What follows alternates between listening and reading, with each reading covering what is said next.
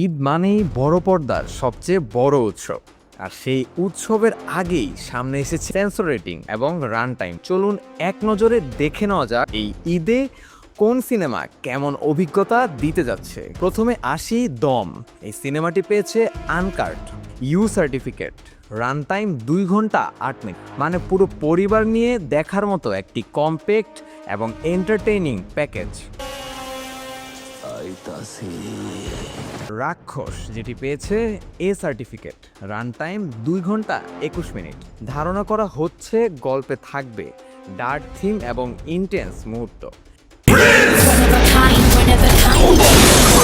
ঈদের সবচেয়ে আলোচিত সিনেমাগুলোর একটি প্রিন্স, এটিও পেয়েছে এ সার্টিফিকেট, রান টাইম 2 ঘন্টা 29 মিনিট।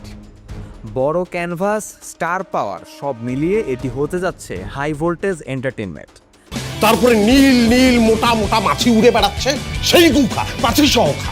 বনলতা এক্সপ্রেস পেয়েছে uncut U certificate, run time 2 ঘন্টা 33 মিনিট। পারিবারিক আবেগ আর গল্প নির্ভর সিনেমা হিসেবে এটি থাকছে আলাদা আকর্ষণে। আর সবশেষে প্রেসার কুকার, এই তালিকার সবচেয়ে দীর্ঘ সিনেমা, রান টাইম 2 ঘন্টা 52 মিনিট।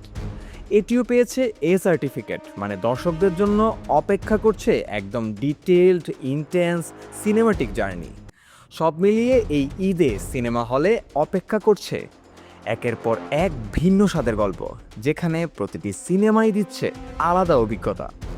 তাই পরিবার না বন্ধু, কার সাথে কোন সিনেমা দেখবেন সেটা ঠিক করে ফেলুন এখনই। আপনি কোন সিনেমাটি দেখতে সবচেয়ে বেশি আগ্রহী, কমেন্টে কিন্তু জানাতে ভুলবেন না। আর এরকম নিউজ আর গসিপ পেতে চোখ রাখুন এফবিএন এন্টারটেনমেন্টের পর্দায়।